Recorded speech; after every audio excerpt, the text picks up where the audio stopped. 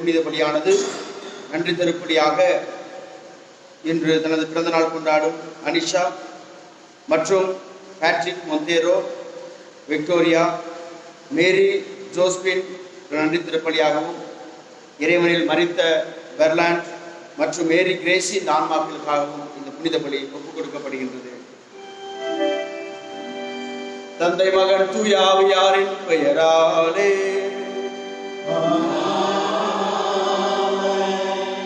ஆண்டவராகிய இயேசு கிறிஸ்துவின் அருளும் கடவுளின் அன்பும் தூய ஆவியாரின் நட்புறவும் உங்கள் அனைவரோடும் இருப்பதாக.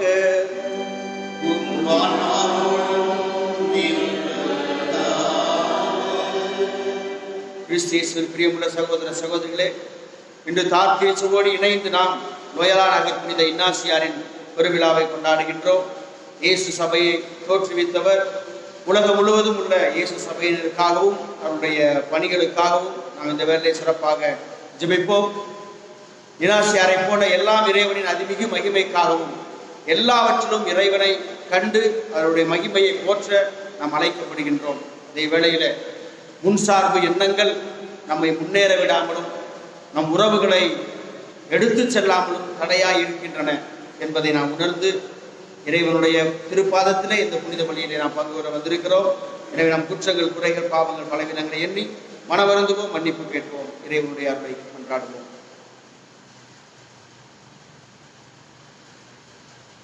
எல்லாம் வல்ல இறைவனிடமும் சகோதர சகோதரிகளே உங்களிடமும் நான் பாவியை ஏற்றுக்கொள்கிறேன். ஏனெனில் சிந்தனையாலும் சொல்லாலும் செயலாலும் கடமையில் தவறியதாலும் பாவங்கள் பல செய்தேன். என் பாவமே, என் பாவமே, என் பெரும் பாவமே. ஆகையால் எப்பொழுதும் கண்ணியான புனித மரியாதையும் வானதூதர் புனிதர் அனைவரையும் சகோதர சகோதரிகளை உங்களையும் நம் இறைவனாகிய ஆண்டவரிடம் எனக்காக வேண்டிக் கொள்ள மன்றாடுகிறேன். எல்லா வல்ல இறைவன் நம் மீது இறக்க வைத்து நம் பாவங்களை மன்னித்து நம்மை நிலைவாழ்விற்கு அழைத்து செல்வாராக.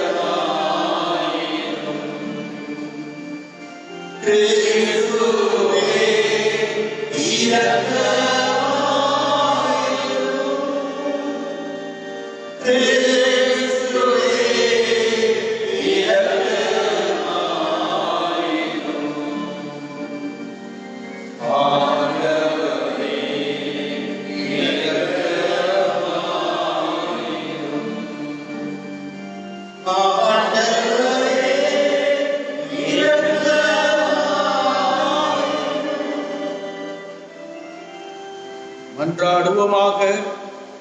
இறைவா, உமது பெயரின் அதிமிக மகிமையை பரப்ப உமது திரு அவையில் புனித இஞ்ஞாசியாரை தேர்ந்தெடுத்தீர். அதனால் அவருடைய உதவியாலும் எடுத்துக்காட்டாலும் மண்ணுடையில் தீமைகளை எதிர்த்து போராடவும் விண்ணுடையில் அவரோடு வெற்றி வாகை சூடவும் எங்களுக்கு அருள்வீராக. உம்மோடு தூய ஆவியாரின் ஒன்றிப்பில் இறைவனா என்றென்று வாழ்ந்து ஆட்சி செய்கின்ற அவர் வழியாக உம்மை மன்றாடுகின்றோம்.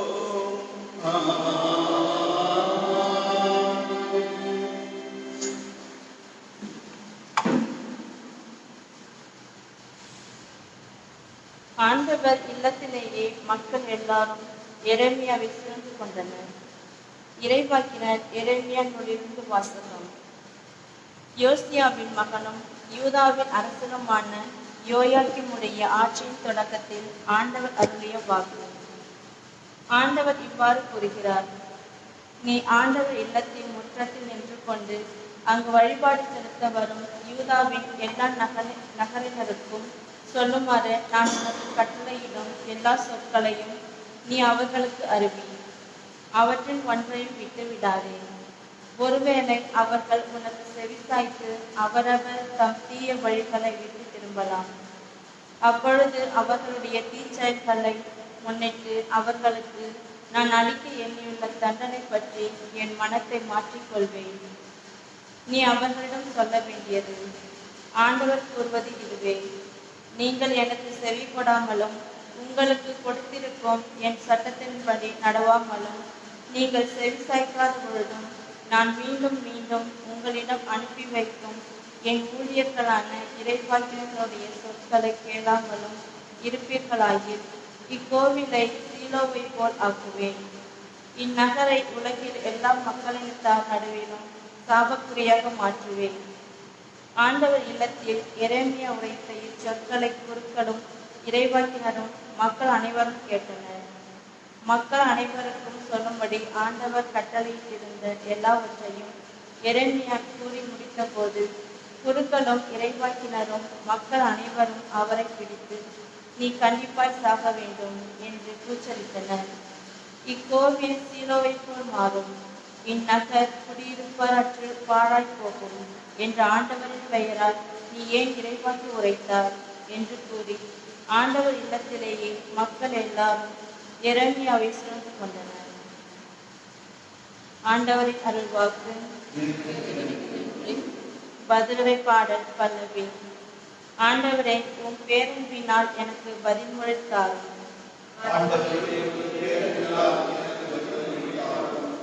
காரணமில்லாமல் என்னை வெறுப்போர் என் தலைமுறையை விட மிகுதியாக இருக்கின்றனர். பொய் குற்றம் சாட்டி என்னை தாக்குவோர் வெற்றி விட்டனர். நான் திருடாததை எப்படி திருப்பி தர முடியும்? பல்லவி. ஏனெனில் உன் பொருட்டில் நான் இழிவு ஏற்றேன். வெட்கக்கேடு என் முகத்தை மூடிவிட்டது. என் சகோதரருக்கு வேற்று மனிதன் ஆனேன். என் தாயின் பிள்ளைகளுக்கு அயலான் ஆனேன். உமது இல்லத்தின் மீது எனக்கு உண்டான ஆர்வம் என்னை எரித்து விட்டது.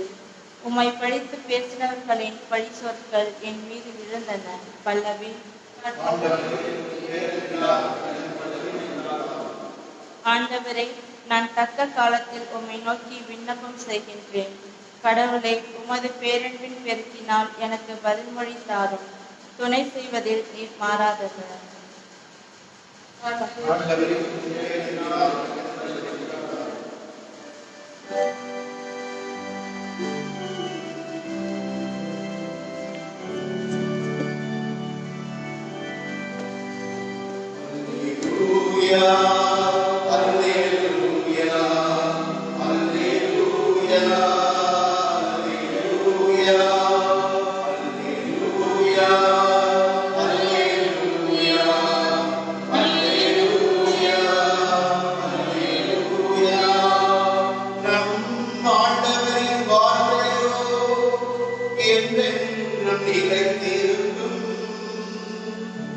இவ்வார்த்தை உங்களுக்கு அறிவிக்கப்பட்ட நற்செய்தி.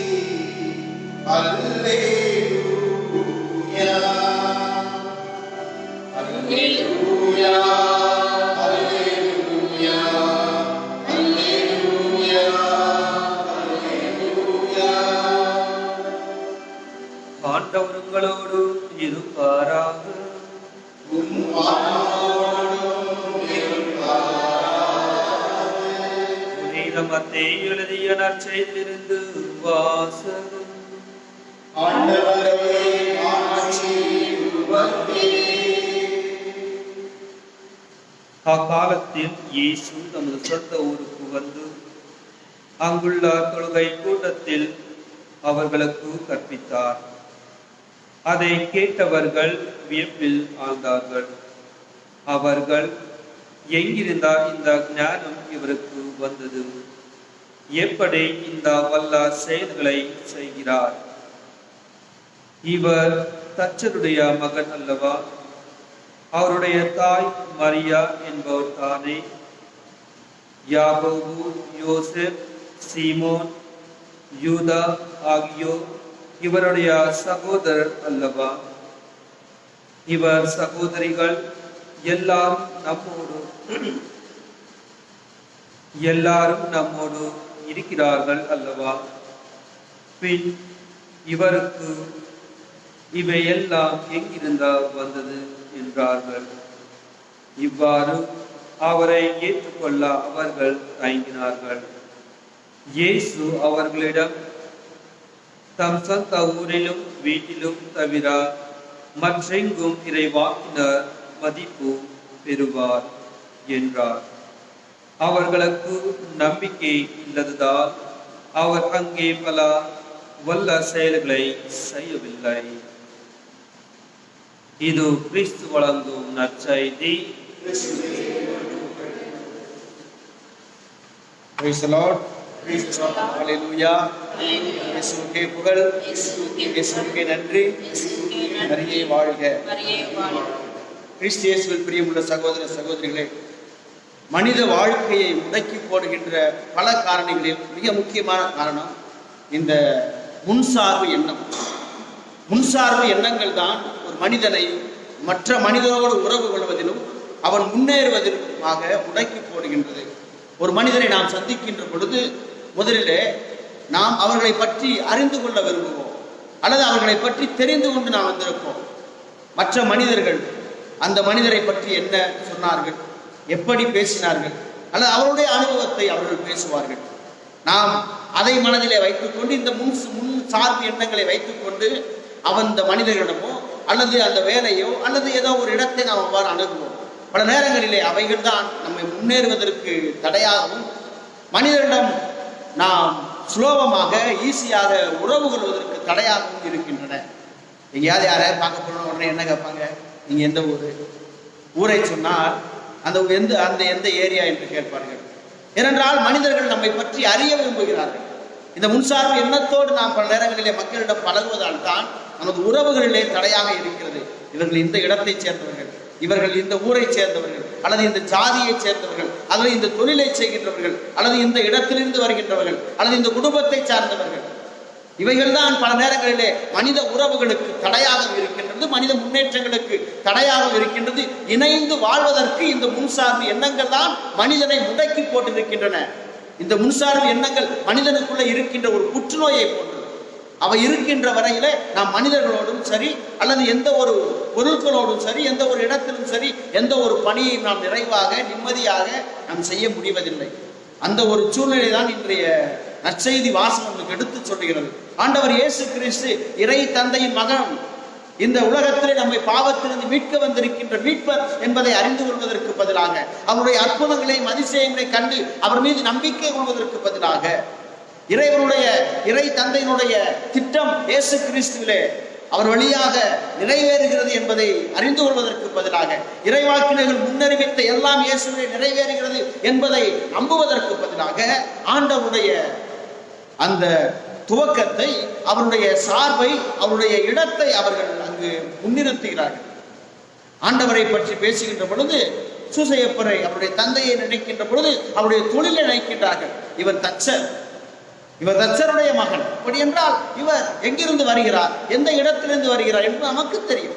தச்சர் என்றால் இவருடைய வேலை இப்படிப்பட்டதுதான், இவருடைய குணம் இப்படிப்பட்டதுதான். ஒரு சாதாரண ஒரு வேலையை செய்கின்றவர் தானே இவர். ஒரு குருவானவர் அந்த லேவியர் குலத்தில் இருந்தோ அல்லது மிக உயர்ந்த குலத்தில் இருந்தோ யூத குலத்தில் இருந்தோ இவர் வரவில்லையே, தச்சருடைய மகன் தானே என்று நினைக்கிறார்கள். இரண்டாவது, அவருடைய தாயை பற்றி நினைக்கின்ற பொழுது அவருடைய பெயரை நினைக்கிறார்கள். மரியா என்ற பெயர் தானே. இந்த பெயர் எந்த குலத்தில் வருகிறது என்பது நமக்கு தெரியாதா? இவருடைய உறவினர்கள் யார் என்பது நமக்கு, அவர் என்ன செய்யறான்றது தெரியாதா? ஆக ஒரு மனிதரை பார்க்கின்ற பொழுது அவருடைய மகிமையை, மகத்துவத்தை, கடவுள் அவருக்கு கொடுத்த அருளை பார்ப்பதற்கு பதிலாக, திறமையை பார்ப்பதற்கு பதிலாக மனிதன் தான் சார்ந்திருக்கின்ற தொழிலையோ, ஊரையோ, உறவினர்களையோ, அவருடைய குடும்பத்தையோ பார்ப்பதினால்தான் பல காரியங்களை இழந்து விடுகிறான். ஆண்டவர் இயேசு கிறிஸ்து செய்யவிருந்த அந்த மகிமைகளை, மாட்சிமைகளை, அற்புதங்களை அவர்கள் இழந்து போனார்கள். காரணம், ஆண்டவரை அவர்கள் சாதாரண மனிதரை பார்ப்பதை போல் பார்த்தார்கள். முன்சார்பு எண்ணம், இப்படிப்பட்டவர்தான், அப்படிப்பட்டவர்தான், அவரை சார்ந்தவர், அந்த குடும்பம். எனவே கடவுளை கூட அவர்கள் முன்சார்பு எண்ணத்தோடு பார்த்ததால் அவர்கள் வாழ்க்கை முடங்கி போய் கிடந்தது. அவர்கள் வாழ்க்கையிலே முன்னேற்றம் இல்லை. அவர்கள் பெற இருந்த அற்புதங்களை, அதிசயங்கள் அவர்கள் இழந்து போனார்கள். ஆக நமது வாழ்க்கையில் கூட இந்த முன்சார்பு எண்ணங்கள் பல நேரங்களிலே உறவுகளுக்கு தடையாக இருக்கிறது, முன்னேற்றத்திற்கு தடையாக இருக்கிறது. ஆக இந்த முன்சார்பு எண்ணங்களை நாம் தவிர்க்க வேண்டும். எனவே இதே முன்சார்பு எண்ணத்தை தான் முதல் வாசகம் நமக்கு அழகாக எடுத்து சொல்கிறது. எரேமியா ஆண்டவருடைய வார்த்தையை பேசுகின்ற பொழுது, கடவுளுடைய வார்த்தை அவர்களுக்கு கற்பித்த பொழுது, எடுத்து சொன்ன பொழுது, எரேமியாவை பற்றிய ஒரு முன்சார்பு எண்ணம். எரேமியாவை பற்றி நமக்கு தெரியாதா? இவன் எப்படி வாழ்ந்தான் என்பது நமக்கு தெரியாதா? நம்மோடு தானே இருக்கிறான். இவன் சொல்வதை நாம் ஏன் கேட்க வேண்டும்? எதற்காக இவனுக்கு செவி கொடுக்க வேண்டும்? அது ஆண்டவருடைய பெயரால் நம்மோடு இருந்து கொண்டு இவர் செய்த செயலெல்லாம் நமக்கு தெரியும். இவனுக்கு எப்படி திடீரென்று கடவுளுடைய ஞானம் வந்தது, கடவுளுடைய வார்த்தை வந்து, கடவுளுடைய பெயரால் இவன் பேசுகிறானே.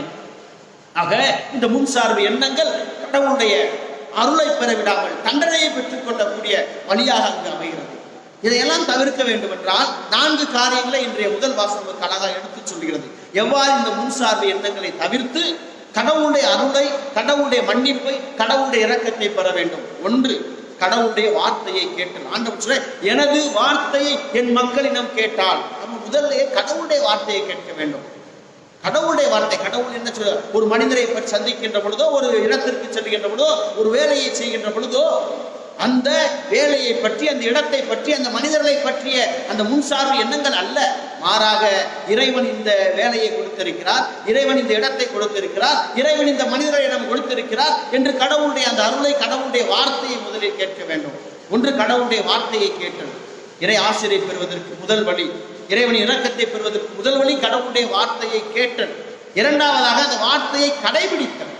ஆண்டவர் சொல்கிறார், என் வார்த்தையை கேட்டு எனது வார்த்தை அவர்கள் கடைபிடித்தார். 3வதாக மனமாற்றம். ஆக 3வது என்பது மனமாறுதல். எனது வாழ்க்கை, எனது சிந்தனை, எனது செயல்பாடுகள், எனது முன்சார்பு எண்ணங்கள் எல்லாவற்றிலிருந்து மனமாற்றி கடவுளிடம் 4வதாக திரும்பி வருதல். ஆக 4 காரியங்கள்: கடவுளுடைய வார்த்தையை கேட்டல், அதை கடைபிடித்தல், கேட்பது மட்டுமல்ல, அதை கடைபிடித்தல், வாழ்க்கையில செயல்படுத்துதல்.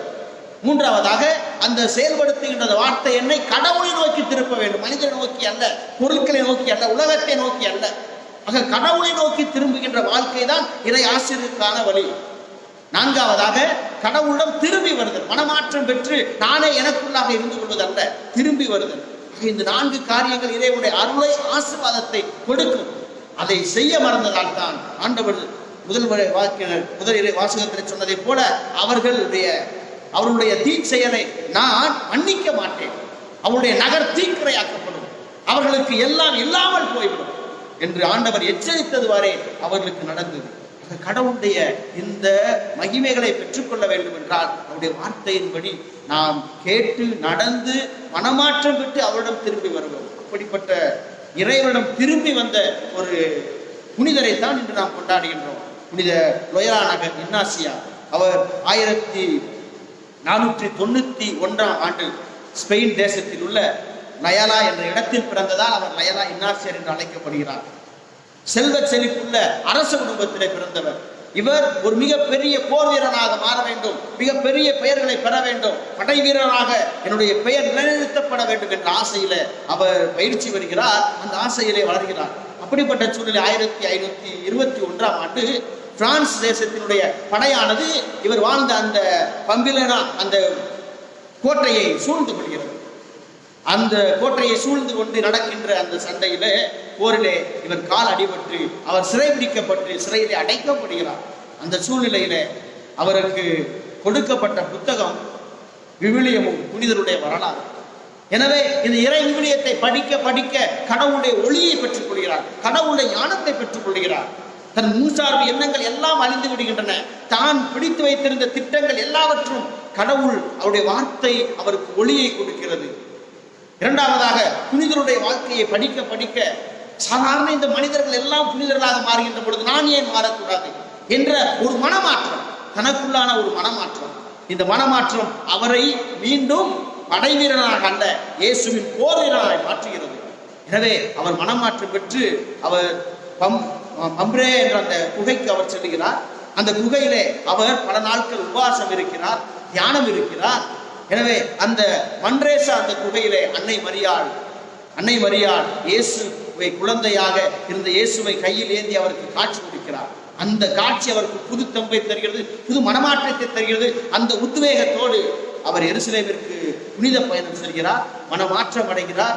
எனவே மீண்டுமாக அவர் பாரிஸுக்கு சென்று தனது குருத்துவ படிப்பை அவர் படிக்கின்ற பொழுது அங்கு சவேரியார் போன்ற ஒரு 6 இளைஞர்களை சந்திக்கிறார்.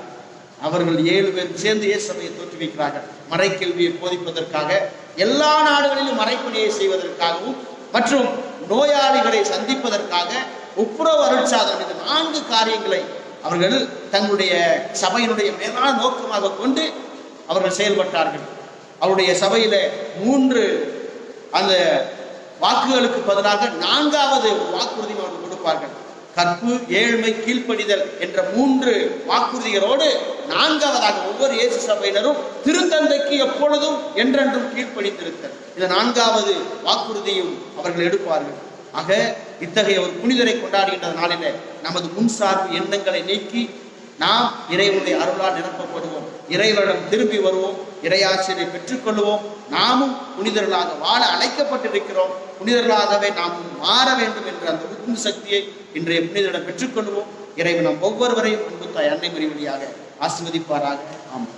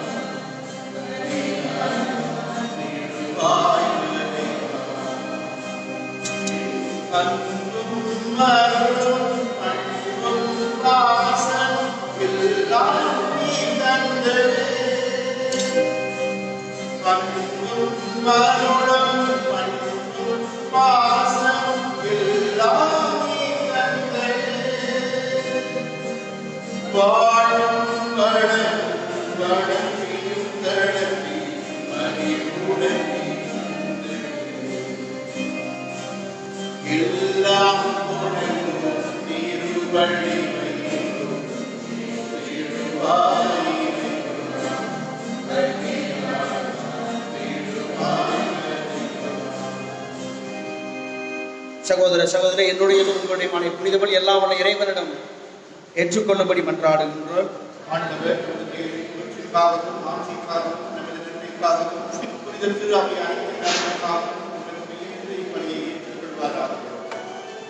ஆண்டவரே இறைவா, புனித இஞ்ஞாசியாருடைய விழாவில் நாங்கள் அளிக்கும் காணிக்கை உமக்கு உகந்தனவா இருப்பனவாக. புனிதத்திற்கெல்லாம் ஊற்றாக நீர் ஏற்படுத்தும் தூய்மை மிகையும் மறைபொருட்கள் எங்களையும் உண்மையினால் புனிதப்படுத்துவனவாக. எங்கள் ஆண்டவராகிய கிறிஸ்து வழியாக உம்மை மன்றாடுகின்றோம். ஆண்டவர் உங்களோடு இருப்பாராக.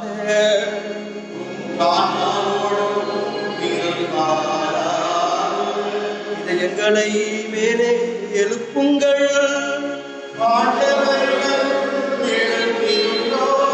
நாம் இறைவனாகிய ஆண்டவருக்கு நன்றி கூறுவோம்.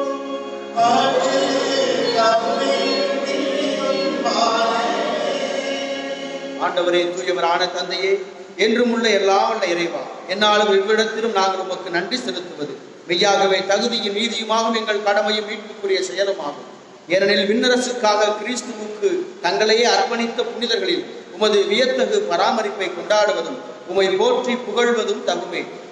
உமது இந்த பராமரிப்பினால் நீர் மனிதரை தொடக்கத்தில் இருந்த புனித நிலைக்கு மீண்டும் அழைத்து செல்கின்றீர். புத்துலகில் கிடைக்க இருக்கும் அருள் கொடைகளை இவ்வுலகிலேயே பெற்று அனுபவிக்க அவர்களை வழிநடத்துகின்றீர். ஆகவே புனிதர் வானதூதர் அனைவரோடும் சேர்ந்து நாங்கள் உம்மை புகழ்ந்தேத்தி முடிவின்றி சொல்வதாவது: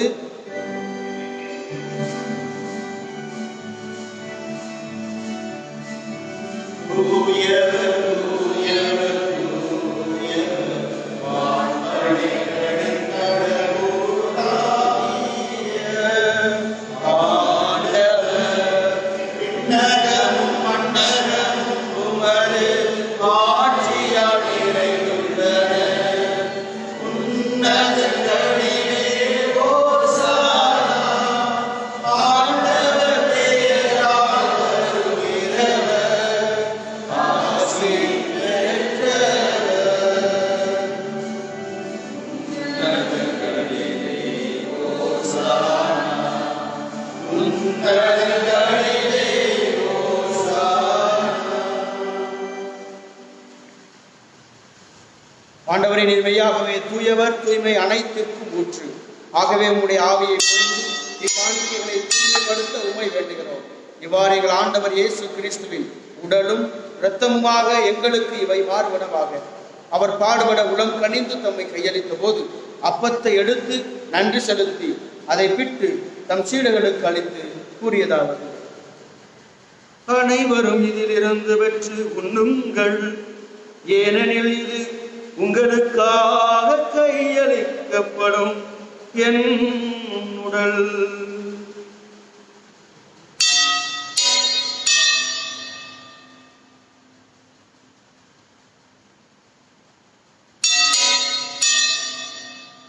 அவனமே இரவு விருந்தை அருந்திய பின் கிண்ணத்தை எடுத்து மீண்டும் உமக்கு நன்றி கூறி தம் சீடர்களுக்கு அளித்து அவர் கூறியதாவது: அனைவரும் இதிலிருந்து பெற்று பருகுங்கள், ஏனெனில் இது புதிய நிலையான உடன்படிக்கைக்கு உரிய என் இரத்தத்தின் கிண்ணம்.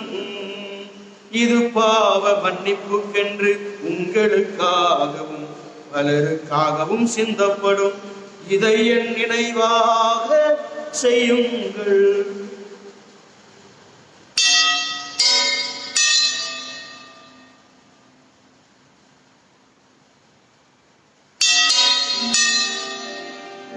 நம்பிக்கையின் மறைபொருள்.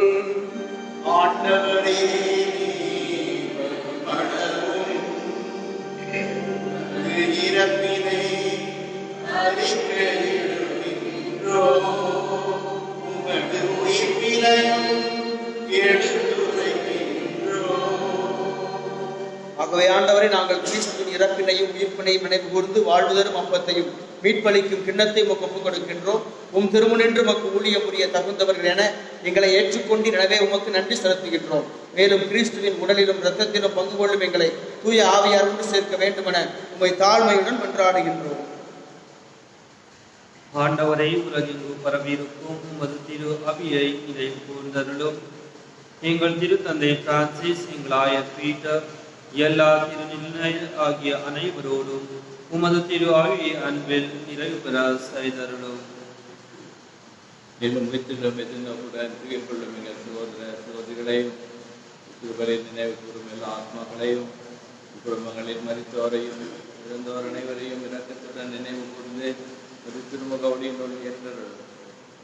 எங்கள் அனைவர் மீதும் இரக்கமாயிரும். கடவுளின் கண்ணியும் தாயுமான புனித மரியாள், அவருடைய கணவரான புனித யோசேப், புனித திருத்தூதர்கள், புனித இனாசியேஸ்,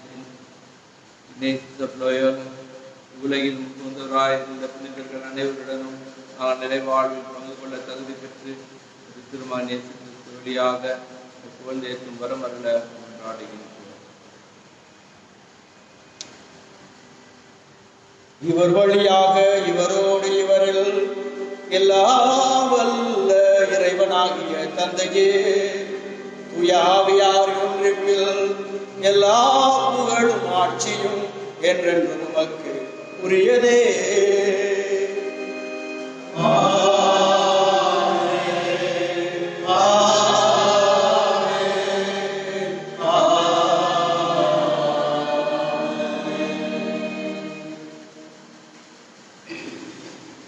மீட்பரின் கட்டளையால் கற்பிக்கப்பட்டு இறைவடிப்பினையால் பயிற்சி பெற்று நாம் துணிந்து சொல்வோம். விண்ணுலகில் இருக்கிற எங்கள் தந்தையே, உமது பெயர் தூயதென போற்றப் பெறுக. உமது ஆட்சி வருக. உமது திருவுளம் விண்ணுலகில் நிறைவேறுவது போல மண்ணுலகிலும் நிறைவேறுக. எங்கள் அன்றாட உணவை இன்று எங்களுக்கு தாரும். எங்களுக்கு எதிராக குற்றம் செய்வோரை நாங்கள் மன்னிப்பது போல எங்கள் குற்றங்களை மன்னியும். எங்களை சோதனைக்கு உட்படுத்தாதே, தீமையிலிருந்து எங்களை விடுவித்தருளும். ஆண்டவரே, தீமைகள் அனைத்திலிருந்தும் எங்களை விடுவித்து எங்கள் வாழ்நாளில் அமைதியை கனிவுடன் அருள உண்மை மன்றாடுகின்றோம். உமது இரக்கத்தின் உதவியால் நாங்கள் பாவத்திலிருந்து எப்போதும் விடுதலை பெற்று யாதொரு கலக்கமும் பயமும் அச்சமும் இன்றி அளமாயிருப்போமாக. நாங்கள் எதிர்நோக்கி இருக்கும் பேரின்பத்துக்காகவும் எம் மீட்பராகிய இயேசு கிறிஸ்துவின் வருகைக்காகவும் காத்திருக்கின்றோம். ஆண்டவரே இயேசு கிறிஸ்துவை அமைதியை உங்களுக்கு விட்டுச் செல்கிறேன், என் அமைதியையே உங்களுக்கு அளிக்கிறேன் என்று திருத்தூதர்களுக்கு மொழிந்தீரேன். எங்கள் பாவங்களை பாராமல் உமது திரு அவையின் நம்பிக்கையை கண்ணோக்கி உமது திருவுளத்துக்கு ஏற்ப அதற்கு அமைதியையும் ஒற்றுமை அளித்தருவீராக. என்றென்று வாழ்ந்து ஆட்சி செய்கின்றவர் நீரே. ஆண்டவருடைய அமைதி உங்களோடு என்றும் இருப்பதாக. உம் ஆன்மாவோடும் இருப்பதாக. ஒருவருக்கொருவர் கிறிஸ்துவின் அமைதியை பகிர்ந்து கொள்வோம்.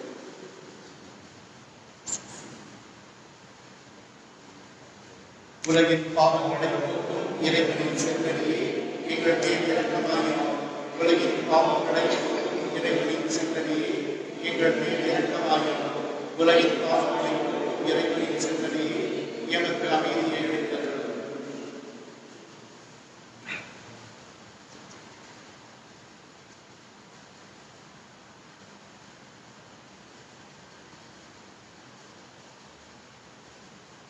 இதோ இறைவனின் செம்மறி உலகின் பாவங்களை போக்குகின்றனர். செம்மறி விருதுக்கு அழைக்கப்பட்டு நாம் அனைவரும் பேறு பெற்றோர். ஆண்டவரே, எங்களுக்கு எழுந்தருள நான் தகுதியற்றவர். ஆட்சி மட்டும் சொல்லிடும் ஆன்மா நலம்.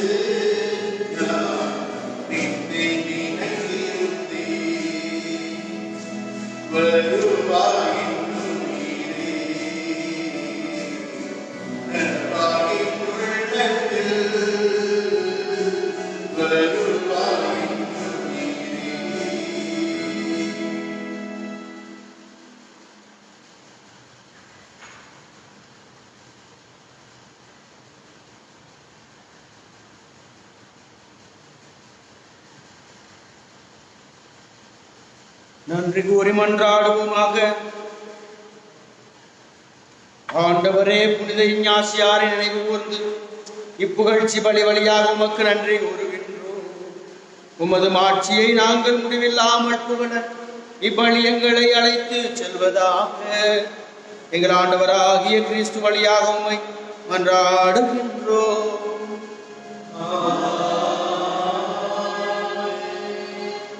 கொரோனா தொற்று நோய் நெருக்கடியில் அன்னை மரியாவின் பாதுகாப்பிற்காக திருத்தந்தையின் ஜெபம். ஓ அன்னை மரியே, நீர் எப்போதும் எங்களது மீட்பின் மற்றும் நம்பிக்கையின் பாதையில் ஒளியாக திகழ்கிறீர். சிலுவையில் இயேசுவின் வேதனையில் பங்கெடுத்து உமது விசுவாசத்தை உறுதியாக காத்தருடைய நோயாளிகளின் ஆரோக்கியமே நாங்கள் எங்களிடம் ஒப்புக் கொடுக்கின்றோம். மக்கள் அனைவரின் மீட்பே எங்களுக்கு என்ன தேவை என்பதை நீ அறிந்து வழங்குவீர் என்பதில் நாங்கள் உறுதியாக உள்ளோம். ஆகவே கலிலேயாவின் கானாவை போல இந்த சோதனை காலத்திற்கு பின் நாங்கள் எங்கள் மகிழ்ச்சிக்கும் கொண்டாட்டத்திற்கும் மீண்டும் திரும்புவோம் என நம்புகிறோம்.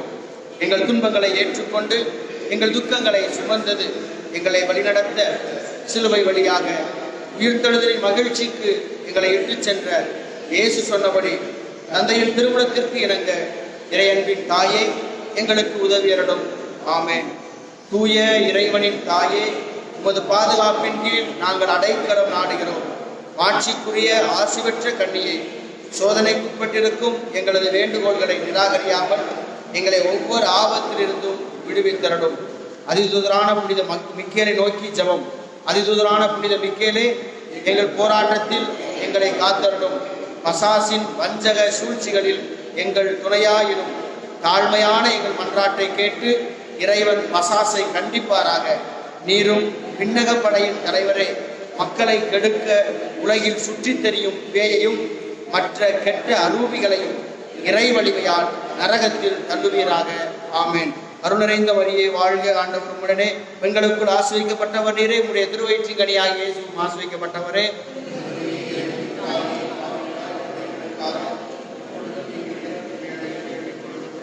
அற்புதம் மிகுந்த ஆரோக்கிய தாயே, புனித சூசையப்பரே, புனித இன்னாசியாரே, இந்த நாளிலே இன்னாசியாருடைய பெயரை தாங்கி இருக்கிற ஒவ்வொருவருக்கும் மிகச் சிறப்பாக நமது திருத்தலத்திலே பணிபுரிகின்ற சகோதரி இன்னாசி அவர்களுக்கு நமது இறைவனுடைய அருளையும் ஆசிரியையும் அவருடைய நாமவிழா வாழ்த்துக்களையும் தெரிவித்துக் கொள்வோம். இறைவன் ஒவ்வொருவரையும் நிறைவாய் ஆஸ்வதிக்கும்படியாக இந்த நாளிலே இறைவன் அன்னை மரி வழியாக நம்மை நிரப்பும்படியாக தெரிவிப்போம். ஆண்டவர் உங்களோடு இருப்பாராக.